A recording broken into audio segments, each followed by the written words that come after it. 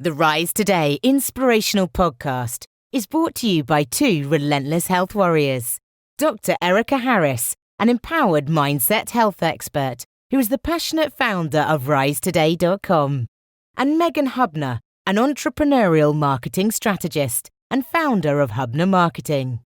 These two inspirational forces have truly thrived through adversity and are here to empower you to do the same. Together, they serve to open up the conversation about hardship and to move you to greatness through your adversities. Learn more at risetoday.com/podcast. Now, let's get started. Let's rise today, right here, right now. It's a good day.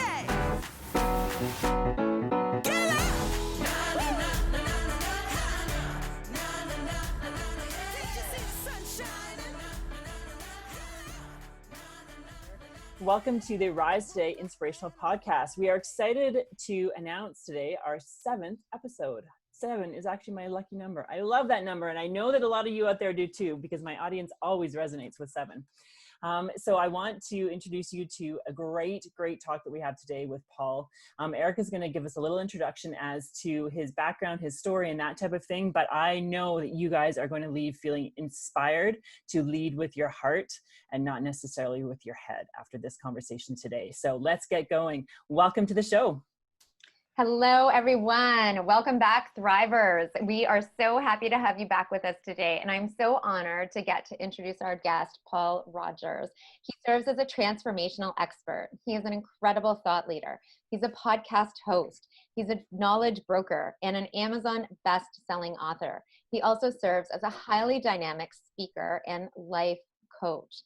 Welcome, Paul. Welcome, and that was a lovely intro. I think I'm going to have you walking 10 feet in front of me and just introducing you to everyone. That would be absolutely fantastic. We're so happy to have you here with us, Paul. You have been through a lot, and we are excited to open up this conversation of hardship and to share tools with our audience as to how to stay the course and even come to thrive just as you've done through adversity. I really admire your story. We're going to take it back a sec. I really admire your story because you have the courage to really follow your heart. And I've connected with you on LinkedIn and I've watched your journey. And I've learned this even in the way that you present yourself on social media. And I really admire you for that. So let's kind of kick it off here. First of all, where are you joining us from today? I am in a very sunny and warm Quebec, Canada. So I'm just on the border with the grand US of A. Wonderful. And it's a nice day there today? Oh, it's really nice and just a bit on the hot side. And being English, I kind of sensitive to the hot. Well, we're excited to get you here, to have you here today. So tell us a bit more, because I understand that it's such a feat. It's like this magical gift that you, both you and your family, are able to be here today. Tell us a bit more about this. Yes, I mean, there have been various ups and downs in life, but it really did save the best for last, because back at 2 years ago in 2018, I was with my family driving back from picking my little 2-year-old up at the time from daycare. And it was winter, March, and northern Quebec, so plenty of snowfall. And our car was hit on an unmanned crossing by a train. And it was complete destruction. Thankfully, I have no memory of it, well, conscious memory of what went on. My wife and I spent 10 days in intensive care. And my parents who got that phone call, I mean, as a parent, it just pulls the heart in all different ways to actually have that phone call that something bad has happened, and told they need to get to Canada right away because they weren't sure that when they got here that there would be anything left. So they got here, and as I'm still here, and it's not a hologram, it's really me. So I managed to wake up, but this is really a good story. This is a good romance here. So, get your tissues ready for this one. My wife woke up a day before me in the hospital, and she asked to be taken down to my bedside. I was still asleep. I like to call it asleep. It's far more Disney than think what we actually really was. And she talked to me for a little while, and she can't remember this, of course, went back. And then my parents arrived the next day, and the doctors in ICU ran to them like, forget what we said yesterday.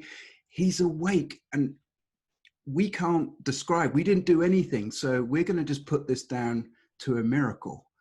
A miracle is such a casual word, but when the doctors of ICU who work in this every single day, when they tell you it's a miracle, you tend to want to listen. So here is the said miracle. Amazing. Wow. We're so lucky to have you here with us today. Now tell us a bit more about when you're waking up and what's going through your mind at this point. Yeah, the whole waking up process was very, very difficult indeed. Because when I did wake up, I didn't know who I was, where I was, or even why. And people were saying Paul as a name. And it's just a label. It didn't actually have any impact. I kind of responded because I learned that's what they like to hear. And I spent weeks and weeks like that. And the recording switch in the brain, even though I was awake, I can't really remember very much about the first 6 months to a year now. And bear in mind, I'm only 2 years out. So as a sort of a serious traumatic brain injury and PTSD, which I have, I'm still actually a relatively newbie. So waking up and just realizing that your whole life had finished, that actually I moved to a different city. I'm in a place where I'm thankfully where I am now. But nothing matters. Nothing matters at all. It's the world's problems, money. Nothing matters because actually you're just thinking the next few hours. Can I just make it to the next few hours, and then we'll see what happens next. What was motivating you to make it to those next few hours? Do you know, this is going to sound very cheesy, and it's not meant to, but when I woke up, something had fundamentally changed. What really kept me going and has now become a complete obsession with me is paying it forward and helping other people, because I know, because I was party to conversations which are going on in my head, which I know I shouldn't have been listening to because they were talking about me. And I was like, well, can I have say? No, they couldn't hear me. But I realized I've got another roll of the dice. And I really, really want to make that count. And the good thing is that actually I have found my purpose, which is weird. I had somebody on live radio say to me, so would you go back and change anything? I was like, whoa, what a question. And I said, no. I said, actually, I wouldn't change being run over by a train and all the other things. I am very much a believer in science. So I just like to say, whoever is listening to me, if you've got something you want to tell me, just write it down and put a note beside the bed. I'll read it. I promise. I'm really good at that. Running me over with the train is pretty extreme, even in my book. So, so that has now become what I do on a daily basis. And if it wasn't for adversity, if it wasn't that I actually had to grow through it and survive and come out the other end, and I'm a completely different thinking person to the person that happened. And I'm really, really proud to say that I have got mental health issues.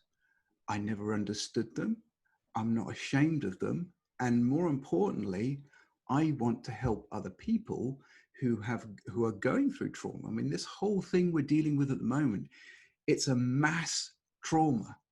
And it doesn't have to be as dramatic as me. I like to do things with a little bit of flair, but it doesn't. I like flair. Yeah, bells, whistles, and train horns. And yeah, no, is that too soon? No, it's so. You're telling the story. Yeah.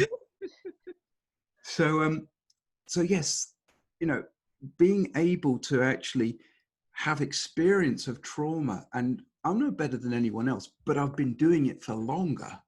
So actually, what I've learned, I'm really happy to pass on, because trauma isn't just one event and then it goes away. I'm still living with my trauma 2.5 years plus. So it doesn't get easier. You just get better at walking it. Yes. Before we get into these lessons that you've learned, because they sound powerful and transformative and how they've changed you to become the person that we see right in front of us today, which is incredible. Tell us the pre-Paul. Tell us the Paul before all of this started. I understand you were a lawyer by trade originally. Tell us the whole unfolding of this. Yeah, originally, I started off as a lawyer. This is well before the dreadlocks, I'd like to add. This really wouldn't jive with the commercial look. So I kind of call this my sort of my 21-year overnight success story, which, I started in 1999 as a commercial lawyer in England. I then was to dedicate 10 years of my life to creating the craft and becoming what I thought was the best at what I did. And I was successful financially. I was a partner. In fact, the rest of my life actually was pretty much sorted. But I was so unhappy at the same time. I had this itch I couldn't scratch, this thing which I couldn't fill with cars and all the other stuff. It just didn't work. And I realized I had to change. And my best thinking with my head got me to that point, because I did what everyone else does. You go to school, you stay, you work hard, you go to university, you go and get a good job, and then the story ends. And therefore, what's the next chapter? And so I decided that actually it was time to actually listen to what my heart was actually saying, because my heart has never, ever let me down. That little voice of intuition, or whatever you want to call it, it always is the right thing. You go upstairs to the committee in your head and they make decisions about whether or not that's good. And does this tick our SMART goals? So actually, I listened to my heart and I followed what was a passion. I was a kite surfer. And I thought I wasn't particularly good, but I enjoyed it. And so I thought, well, I'm going to take myself away to the Dominican Republic. I'm going to learn how to be an instructor, and I'm going to see if I can make a living out of this. Worst case scenario, it's a really good holiday and I can come back. So there we were. So at the age of 35, I took myself off to the Dominican Republic. And my dad, I love my dad to pieces. And it got to the point where I had to say to my father, it's like, I have to tell him about this. So I said, Dad, I've got something I need to tell you. And so I had the conversation. I said, Dad, I'm going to be leaving the law. I'm going to quit. And he said, okay, what are you going to do? I said, well, I'm going to go and learn how to be a kite surf instructor. And he's like, okay. He said, well, son, you're an ass, and now you're going to become a bum, which I thought was absolutely hilarious, because he only says it from a place of love. And it was such a nice thing, because actually I was not a very nice person, because I did commercial law and I did it for such a long time that you put the suit of armor on and you can't take it off. And it doesn't stay in one compartment like you hope it does. It starts going into all the other ones. And that was kind of the reason why I was unhappy, because I got stuck. Mm-hmm. So off I went with that lovely thought in my head to the Dominican Republic, the land of the tanned and beautiful 18 to 20 something year olds. Enter stage right, white pasty Englishman, age 35, who's spent the last 10, 15 years in AC. So it kind of wanted to blend in. Now, being British, blending in when the sun is involved is never a really good thing, because I never work my way to a pain-free tan. I got this beautiful, beautiful pink color, and I stand out. And when the sun goes down, I get hotter. So there I was, day 3, bright red.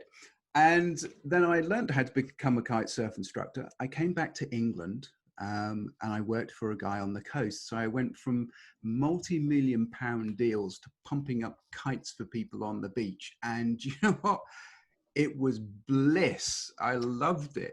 Let's pause here for one sec, because this is so important, Paul, that you followed your heart on this journey and you kind of went against the grain, right, of society and these societal pressures that definitely exist. Like, we're on a path for success. You're already trained for that path of success.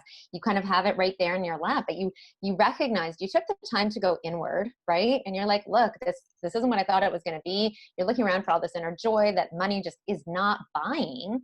But how hard that decision would be to go against the grain of what your dad said and of what societal pressures tell us to do. So how did you find the strength even just to stay that course and say, no, this is happiness and joy is so important to me that I need to make this switch?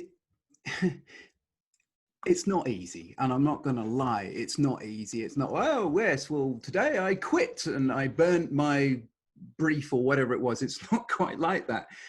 Like anything in life, you have to think about what you're doing. Most people would say, I can't do this because. So I avoided talking to many people about it, because what I found is that if you talk to somebody, they just project what their worry and fear is. And if you speak to enough people, they'll talk you out of it. So I thought, okay, I know what I want to do. I know what I like to do. I have a fork in the road. I can spend the next 20 years doing this, or I can try something new. And it is against the grain, and it takes an enormous amount of courage. But there are a few things, a little tricks which you can use to help you on this journey. Now, this may not suit everyone, but I burnt my boats. There's a great story in Napoleon Hill, Think and Grow Rich, where a commander sails across the sea to conquer a foreign land. He gets to the shore and he sets fire to his boats, and his men are like looking on in horror.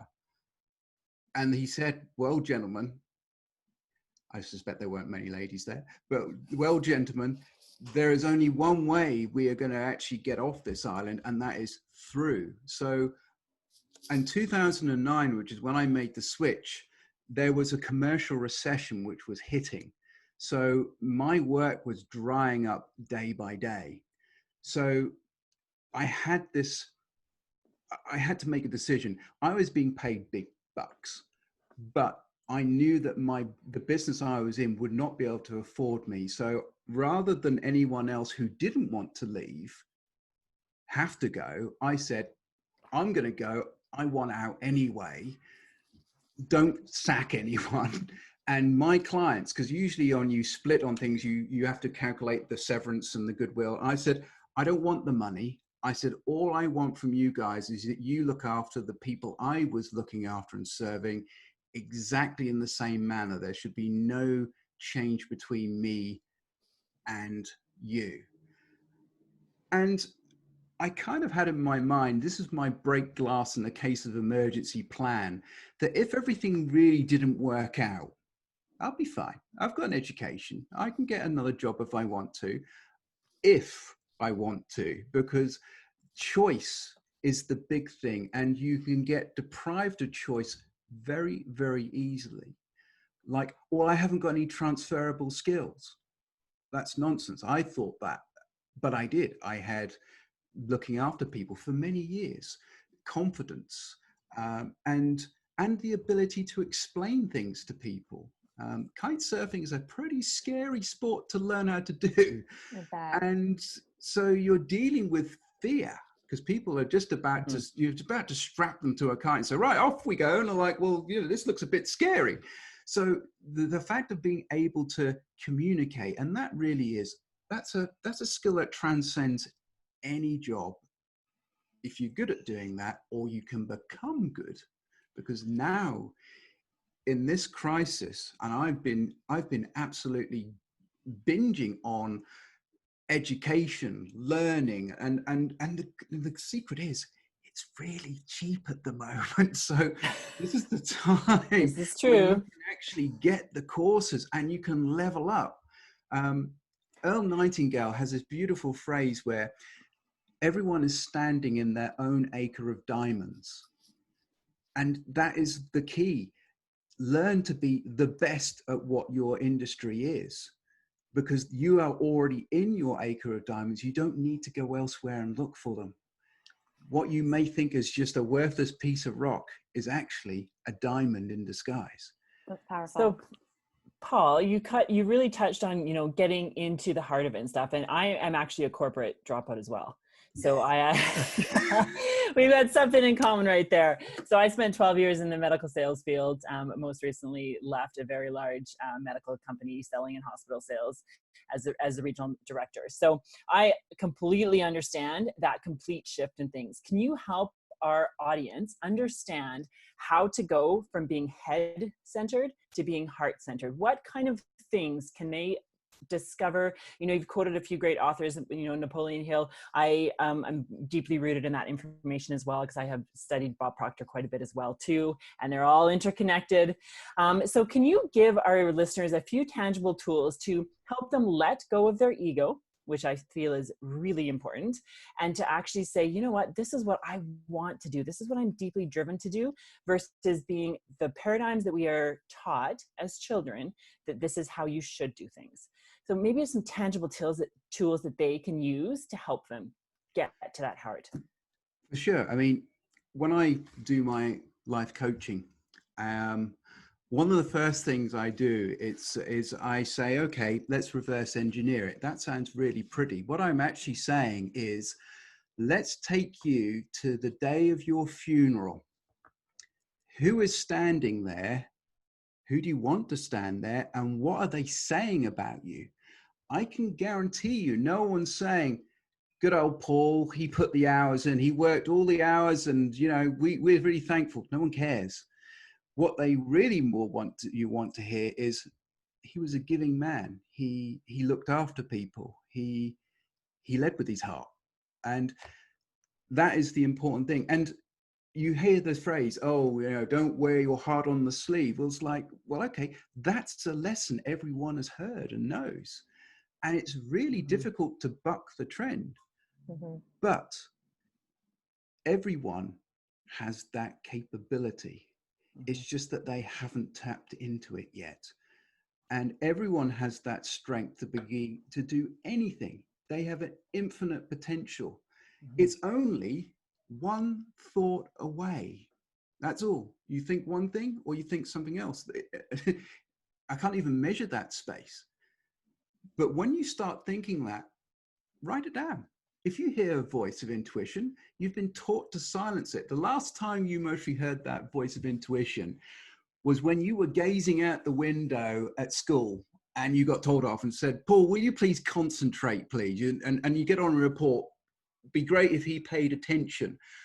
Actually, I was most probably dreaming up a world-changing thing. And imagination has actually been, no, that's frowned upon. And so what we all now seem to be doing is we all seem to be trying to get back to that state. Mm-hmm. We're trying to think, well, what do I really want? What does the inner child, we know what that means. I feel like my inner child is me, because I don't feel like I'm anywhere near what I think my age is most probably meant to be. But something tangible is that you must turn the gaze inwards.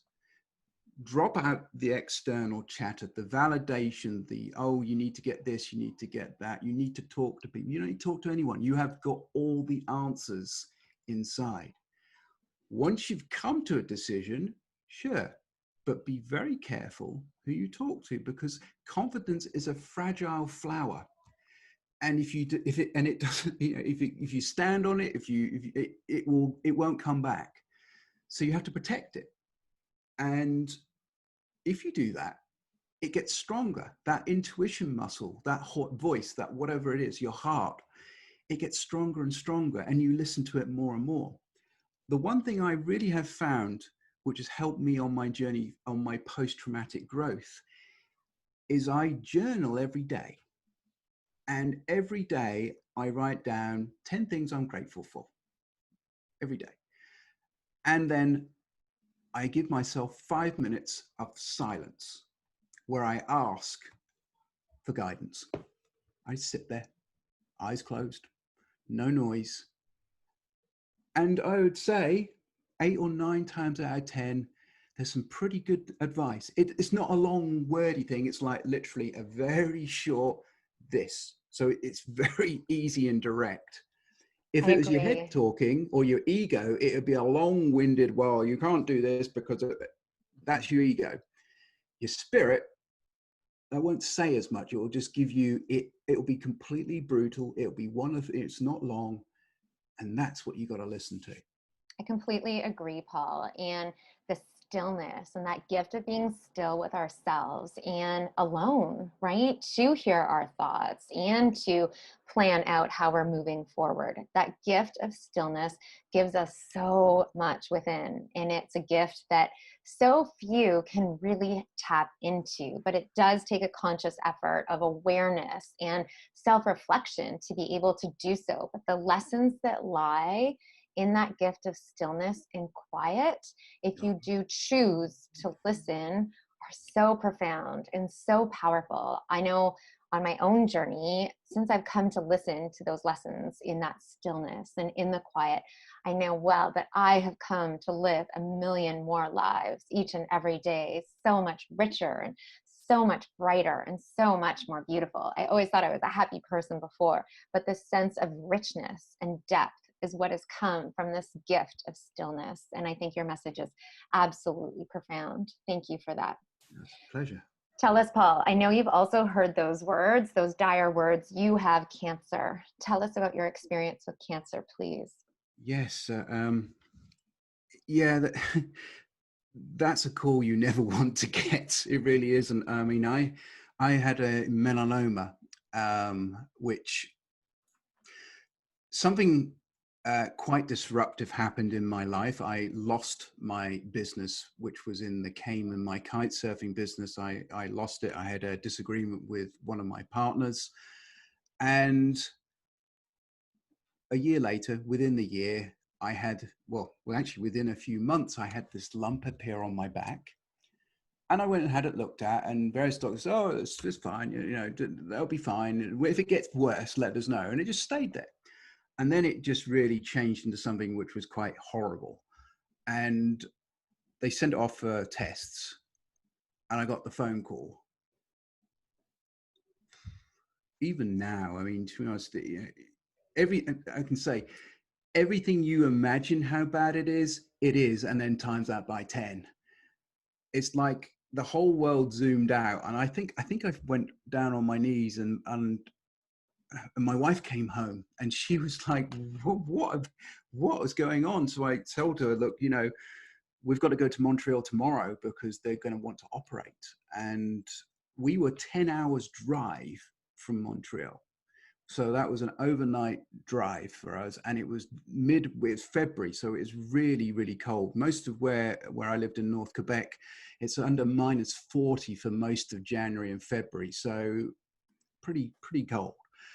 So we got there, and basically, because I was actually applying for my citizenship, I was a tourist, so they couldn't treat me.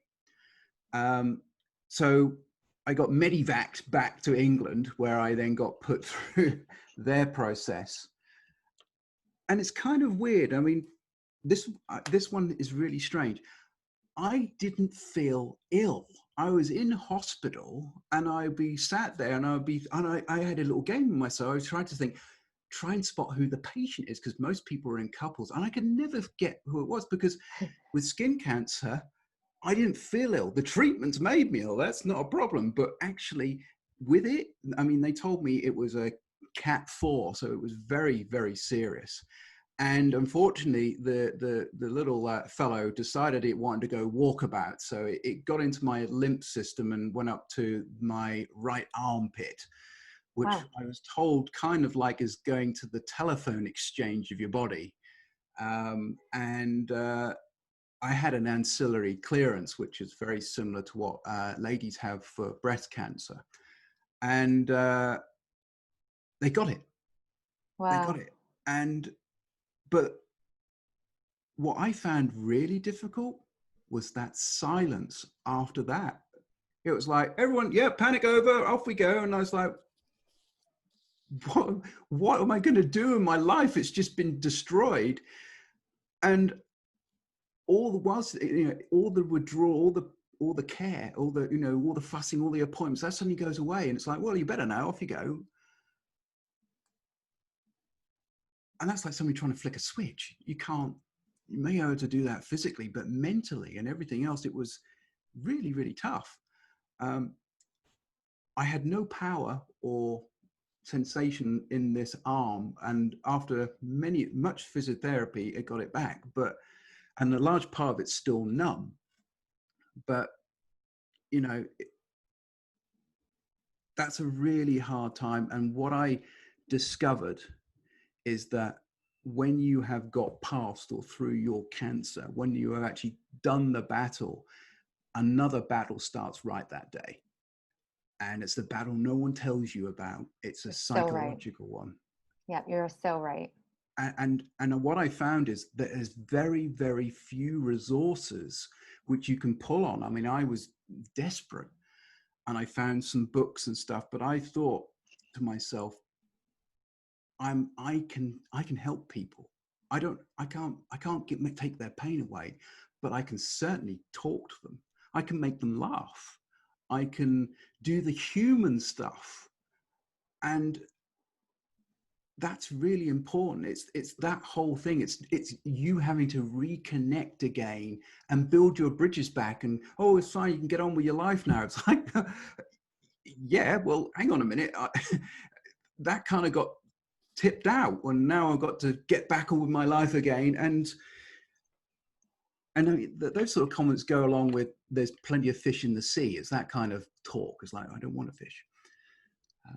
You summarized it brilliantly, Paul, because the heaviness, the indescribable heaviness that comes from those words, you have cancer, almost immediately, as quick as it comes, and as intense as that is, almost vanishes as soon as you go into this fight or flight mode, right? And you get your plan and you're like, okay, X, Y, Z, this is how I'm going ahead. And then fast forward now into the time of survivorship, you're left standing almost lost and confused and aghast. And what are my next steps, right? And the stresses of survivorship after that indescribable heaviness of those words, after going on autopilot, then really sits in. How did you get through those days?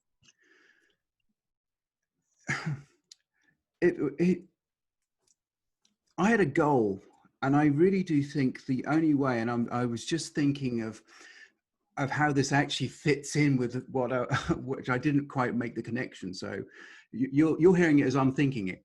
I had a goal. I was so desperate to get back to my wife in Quebec, and I was with my parents. I love my parents to pieces, but it's not my life. And so I fixed myself with a goal, and I said, this is what I'm going to do. I'm going to try and get on the earliest possible flight I medically can, even if it's going to hurt. And it did hurt, because I need to get back. I need to heal, but I can't heal here. I need to heal with my wife, and I love her to pieces. And I knew that would be the thing which would effectively heal and save me. So I think the only thing you can do, and you're absolutely right, you're in this battle focus. Your whole life is on schedule. We go here, do this appointment, do that, take this, don't drink that. And your whole life is run by somebody else. And then suddenly it's like, well, if that's it, we're off now. So I think you need to find a goal or something to aim for. and religiously go for it. So important. I remember feeling as though I literally was in battle armor and that I was deep down in this trench. And I would literally see it in my dreams and in every minute of the day that I was standing up on my tippy toes, trying to reach just to get to the top of that bit of that surface to pull myself up. But every time I was just a little bit too short. Yeah, and it really does feel like you're in this trench, in this battle force. But I really admire how you advocated for yourself, right? And you fought for what you knew was important to yourself, healing, and that was your family. And I remember doing that same thing, but it takes courage to be able to do so. I was sent to the palliative floor, but I said, no, look, like I need to be enveloped by those that I love most. That's what's going to fuel my survival during this 2-month terminal prognosis. And you did that very same thing. And I really admire that ability and that courage to do so, Paul.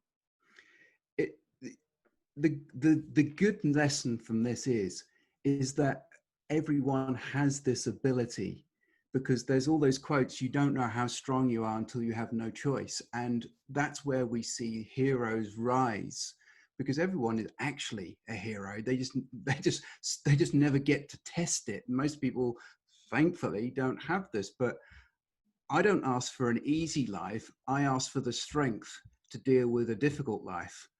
And yeah, that's it's got me to where I am today, which is not such a bad place. Incredible.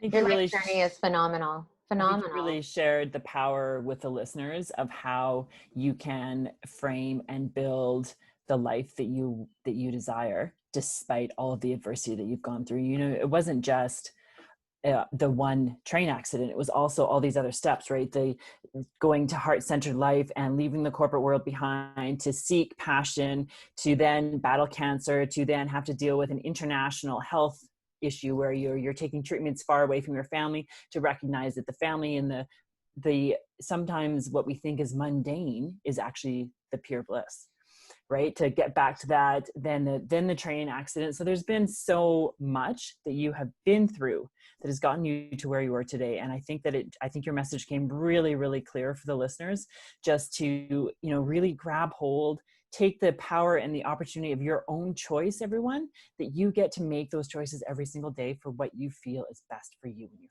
family. Follow your heart. Yeah. It will never let you down. Yeah. Never. This has been an inspiration chatting with you today, Paul. I can't thank you enough. Tell us, how do our listeners find you when they are seeking out your story and perhaps some strength and encouragement from you? Yeah, for sure. I'm very active on LinkedIn. Pretty easy to recognize. I look like I do today, so no pretty picture.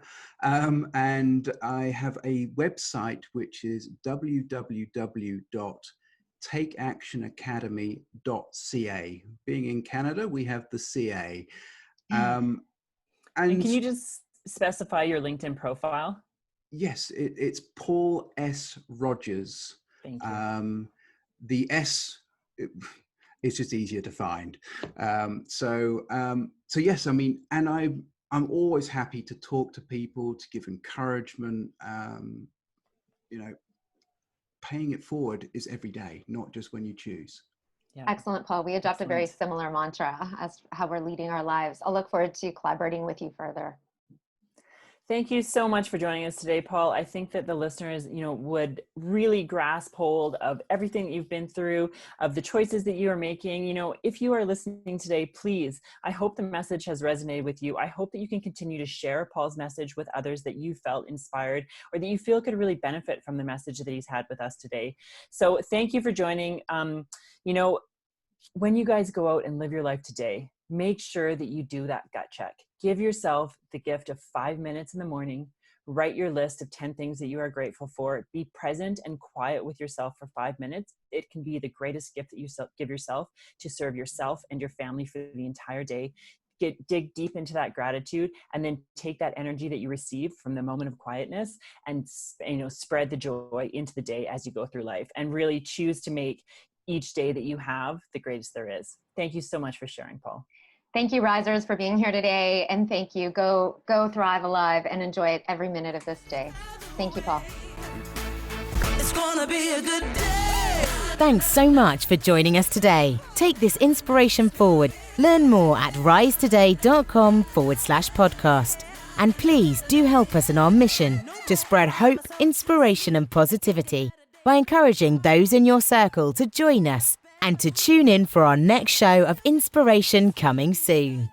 Please contact us if you have a powerful story to share with us to inspire the world. Until next time, get out there and rise today.